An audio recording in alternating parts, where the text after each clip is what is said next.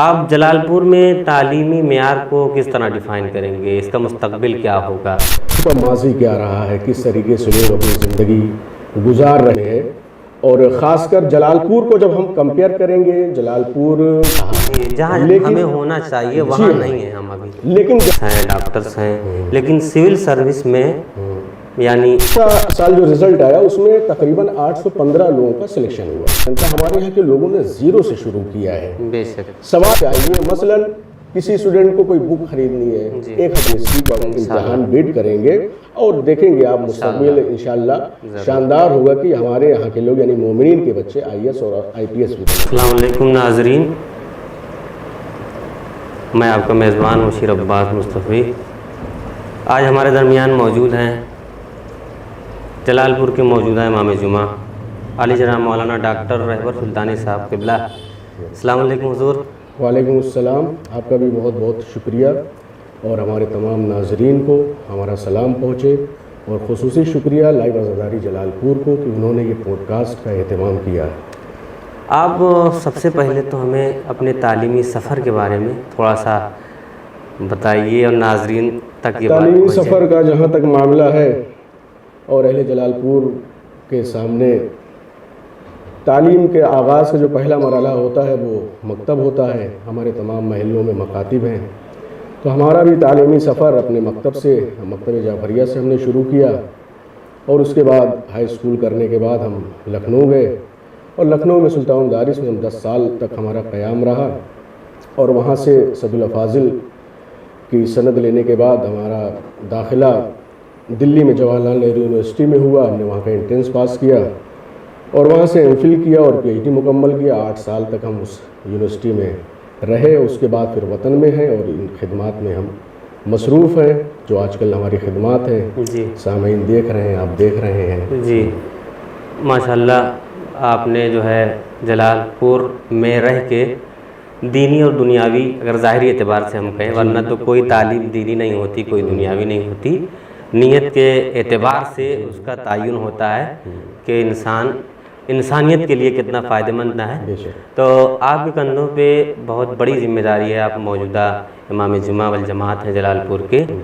آپ جلال پور میں تعلیمی معیار کو کس طرح ڈیفائن کریں گے؟ اس کا مستقبل کیا ہوگا؟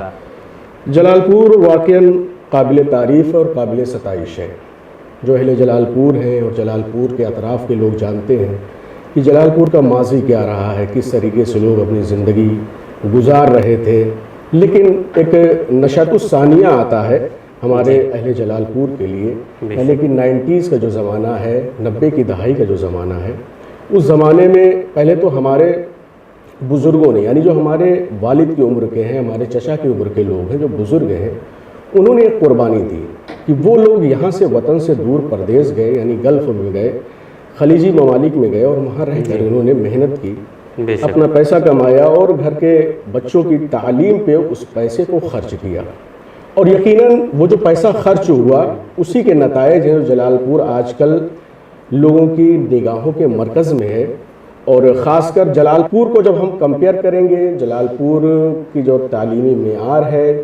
اگر ہم جلال پور کو، میں ایک ذرا دقت والی بات کہنے جا رہا ہوں، اگر جلال پور کو جلال پور کے ماضی سے کمپیئر کریں گے تو جلال پور بہت اچھا ہے، یعنی تعلیمی اعتبار سے۔ جلال پور کو اگر مومنین کی دوسری بستیوں سے کمپیئر کریں گے تو اس لحاظ سے بھی جلال پور کا رزلٹ تعلیمی میدان میں بہت اچھا ہے، لیکن اگر جلال پور کو ہم جلال پور سے کمپیئر کرتے ہیں، اس کا تقابلی مطالعہ کرتے ہیں، تو پھر آج کے زمانے میں نتائج اتنے اچھے نہیں ہیں جتنے ہونے چاہیے۔ کہنے کا مقصد یہ ہے کہ عمومی طور پہ یہ بات کہی جاتی ہے کہ جلال پور کی آبادی جو مومنین کی ہے 25-30 ہزار پر مشتمل ہے،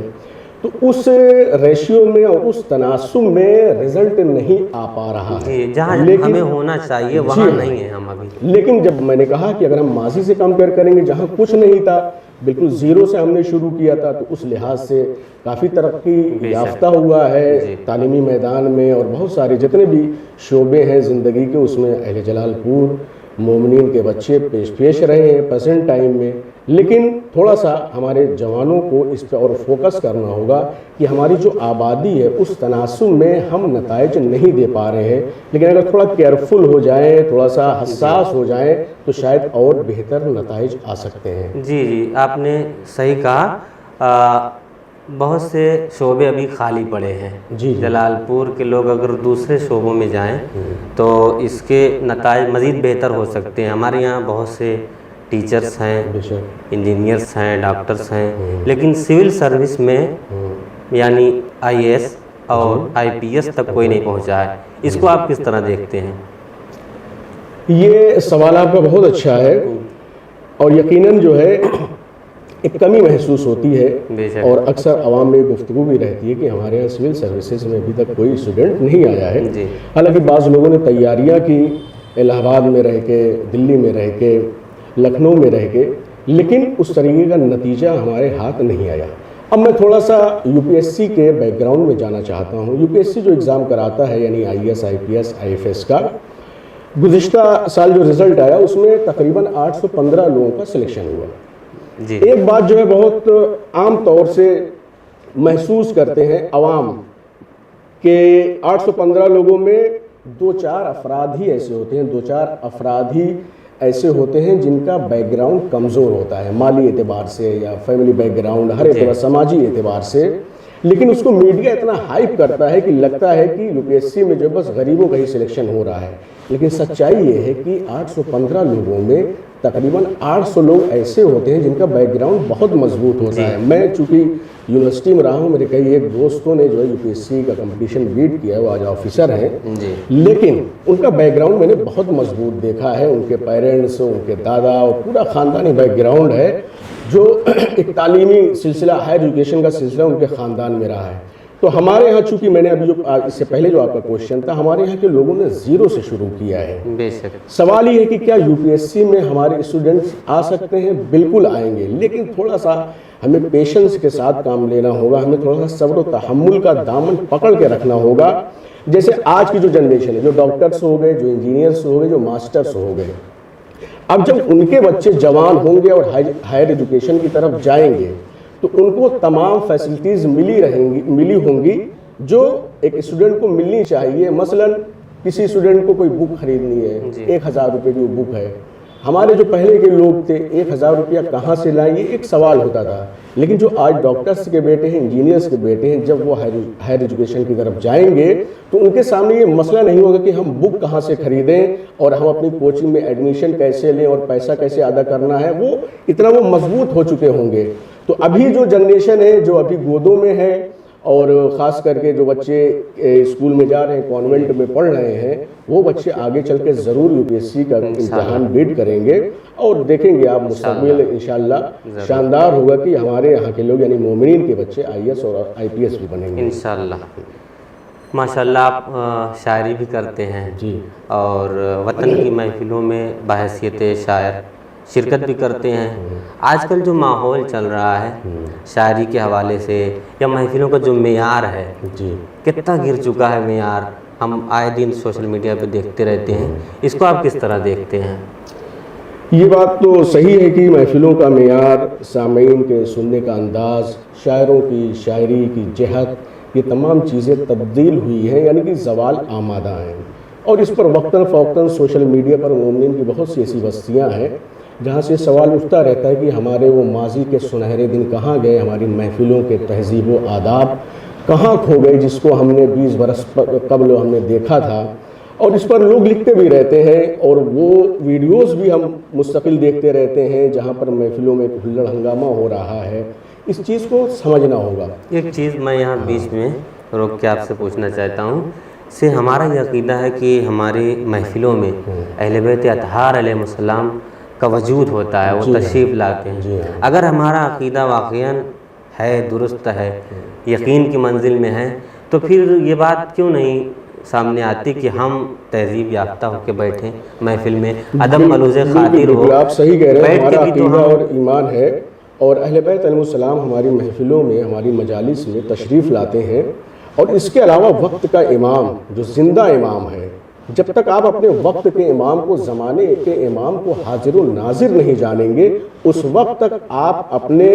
برے عمل پر قابو نہیں پا سکیں گے۔ آپ اگر کوئی شخص، ہم آپ یا کوئی بھی محفل کے فرش پہ جا کر بیٹھتا ہے، اگر اس کو یہ احساس دامن گیر رہے گا کہ میرے زمانے کا امام اس محفل میں آیا ہوا ہے، تو وہ کسی بھی صورت کوئی ایسی نازیبہ حرکت، کوئی ایسا نازیبہ کلمہ اس محفل میں نہیں استعمال کر سکتا۔ اس لیے ہمیں شعوری طور پر فرش محفل پر یہ سمجھ کر بیٹھنا ہوگا کہ زمانے کا امام اور معصومین علیہ السلام یہاں تشریف رکھتے ہیں، ورنہ پھر بہت یہ تضاد ہو جائے گا کہ آپ کا عقیدہ ایمان تو ہے کہ معصومین آتے ہیں اور اس کے بعد ان کی موجودگی میں آپ اس طرح کا عمل کرتے ہیں۔ آج کل شعور سے زیادہ شور ہے محفلوں میں، آپ دیکھتے ہیں مثلاً پورا مجمع اٹھ جاتا ہے، کیا یہ چیزیں بیٹھ کے ادب سے، سلیقے سے انسان داد و تحسین سے نواز سکتا ہے، کلمات تحسین ادا کر سکتا ہے؟ یہ جو آگے بچے بیٹھتے ہیں محفلوں میں، ان کو کتنی سمجھ ہوتی ہے جو اشعار کی گہرائی اور گہرائی تک پہنچ سکیں؟ اس کے بارے میں ذرا سا آپ ناظرین کو پیغام دیں۔ اس حوالے سے ہمارا وطن جلال پور ابھی بہت محفوظ ہے، اور اس کی سب سے اہم وجہ یہ ہے کہ ہماری محفلوں میں ابھی بھی وہ ادب آداب اس لیے باقی ہے چونکہ بزرگان ہمارے آگے بیٹھا کرتے ہیں اور جو جوان اور نوجوان ہیں وہ ذرا پیچھے رہا کرتے ہیں۔ میں نے ہندوستان کی محفلوں کو دیکھا اور وہاں کے ویڈیوز کو دیکھے، تو ان محفلوں میں جہاں چھوٹے بچے یعنی کہ 8-10 برس کی عمر کے بچے فرش محفل پر سب سے آگے بیٹھتے ہیں، وہاں پر ذرا زیادہ ہلڑ ہنگامہ ہو رہا ہے۔ جب تک بزرگان اپنی ذمہ داری کو نہیں سمجھیں گے کہ وہ آگے بیٹھیں اور شاعروں کو داد و تحسین سے نوازیں، اس وقت تک اس چیز پر قابو نہیں پایا جا سکتا۔ یعنی کہ جوانوں کو ذرا پیچھے رہنا ہوگا، بزرگان کو آگے بیٹھنا ہوگا۔ اور ہندوستان میں کچھ ہی بستیاں ایسی مومنین کی ہیں جہاں بھی محفلوں کا وقار باقی ہے۔ مغربی یوپی کی کچھ بستیاں ہیں اور ادھر مشرقی یوپی کی بھی ہیں، اور ان میں ایک خاص بستی ہمارا وطن جلال پور ہے جہاں محفلوں کا بھی وقار باقی ہے۔ اور ایک چیز ہمارے یہاں چونکہ شاعری جو ہو رہی ہے، ایک بڑی تعداد ہے شاعروں کی، چونکہ آپ نے شاعری کے حوالے سے سوال کیا تو بڑی تعداد شاعروں کی ہے، اور ہمارے یہاں جو محفلیں ہو رہی ہیں آپ خود اس میں شرکت کرتے ہیں، مصرع طرح پہ محفلیں ہو رہی ہیں، یعنی کہ شعراء کا مشق سخن جاری رہتا ہے، اور اس کو بعد میں ہم لوگ ڈسکس بھی کرتے ہیں، اس پہ تبصرہ بھی کرتے ہیں، مذاکرہ بھی کرتے ہیں، کس نے کس قافیے کیسے نظم کیا ہے، مضمون کو کیسے اٹھایا ہے۔ تو یہ ایک اچھی چیز ہے، اس کو سماج میں شعراء کے درمیان رائج رہنا چاہیے تاکہ ہماری آپس میں اصلاح ہوتی رہے کہ ہمیں کس طرح کے مضمون کو نظم کرنا ہے، کیسے ہمیں اپنی بات کو کہنا ہے۔ تو یہ وقار جو محفلوں کا ہے یہ ہمارے وطن میں الحمدللہ ابھی باقی ہے، لیکن بزرگان جب تک اپنی ذمہ داری کو محسوس کرتے رہیں کہ ہمیں آگے بڑھ کر بیٹھنا ہے، جب تک یہ ماحول باقی رہے گا۔ رہی بات کی بعض جگہ جو ہے لوگ کھڑے ہو جاتے ہیں، تو بعض شعروں کی تو ایک کیفیت ہوتی ہے، مطلب پوری محفل میں 5 گھنٹے کی محفل ہو رہی ہے کہ 2-4 شعر ایسے ہوتے ہیں کہ انسان پہ کیفیت طاری ہو جاتی ہے، کوئی ایک ایسا بڑا شعر آ جاتا ہے مضمون کے لحاظ سے، تو اس میں لیکن پھر بھی اگر ہم ماضی کی محفلوں کو دیکھیں، مثلاً علامہ رشید ترابی کے زمانے کی محفلیں دیکھیں، طالب جوہری صاحب کے زمانے میں جو محفلیں ہوتی تھیں یا اس سے پہلے جو محفلیں ہوتی تھیں، اس میں شعر تب بھی اچھے آتے تھے، لیکن لوگ بالکل اپنی جگہ، اپنی نشست پہ بیٹھ کے داد و تحسین سے نوازتے تھے۔ نہیں، آپ نے ان محفلوں کا جو ذکر کیا ہے تو سرحد پار کی محفلیں، لیکن لکھنؤ میں نے خود وہ محفلیں دیکھی ہیں جو باوقار محفلیں، صحن کاظمین میں جشن قائم ہوا کرتا تھا، جشن فاتح کربلا، شیعہ کالج میں جشن زینب ہوا کرتا تھا، اور رات بھر وہ جشن ہوتا تھا اور مومنین کا مجمع چھلک رہا ہوتا تھا، لیکن وہی ہے کہ سارے لوگ بیٹھ کے داد و تحسین کے کلمات ادا کرتے تھے۔ اور بلکہ بعض ویڈیو جشن قائم کے 1989، 88، 90 کے ہیں، اور ہمارے وطن کے مرحوم شاعر جعفر جلال پوری کا وہ ویڈیو کئی دفعہ سوشل میڈیا پہ آیا بھی ہے، وہ وہی جشن قائم کا ویڈیو ہے، سب نیچے ہی ہوتے ہیں، 90s کا وہ زمانہ ہے۔ اور دیکھیے اس وقت مطلب جعفر مرحوم رات کے 2-2:30 بجے وہ محفل پڑھ رہے ہیں، کیا مجمع ہے، کتنی شاندار داد مل رہی ہے۔ یقیناً اگر ہم ایک جملے میں یہ بات کہیں کہ ماضی کی محفلوں میں اور آج کی محفلوں میں کیا فرق ہے، تو یقیناً محفلیں ذرا سا زوال کا شکار ہوئی ہیں، معیار جو ہے تھوڑا سا نیچے ہوا ہے۔ بہت بہت شکریہ۔ سرکار آپ ملاقات شکریہ کا وقت آپ کا دینے بھی کے لیے۔ مولانا مشیر صاحب، آپ نے وقت دیا۔ اور ایک چیز میں آخر میں یہ گزارش کر دوں، چونکہ اس سے قبل جو ہے 2 پوڈ کاسٹ ہو چکے تھے اور ہمارے 2 بزرگ علماء اس میں شرکت کر چکے تھے، مولانا حیدر مہدی کریمی صاحب قبلہ اور خطیب عصر مولانا مہدی حسن وائس صاحب قبلہ، اور ان دونوں حضرات نے ماہ مبارک رمضان کے حوالے سے، اس کی فضیلت، قرآن کی تلاوت کی فضیلت کے حوالے سے اپنی باتیں اور گفتگو رکھی تھی۔ تو میں نے ہی جو ہے ان سے گزارش کی تھی، مولانا مشیر سے اور یہ لائیو عزاداری سے، کہ اس بار ذرا موضوع کو تبدیل کر دیا جائے، ایسا نہ ہو کہ موضوع میں بہت زیادہ یکسانیت آ جائے۔ بہرحال آپ نے ہمیں یہ موقع دیا، یہ ہمارے لیے شرف ہے کہ لائیو عزاداری پہ ہم نے یہ چند باتیں رکھی، اور بہت شکریہ آپ کا مولانا مشیر مصطفی صاحب۔ شکریہ۔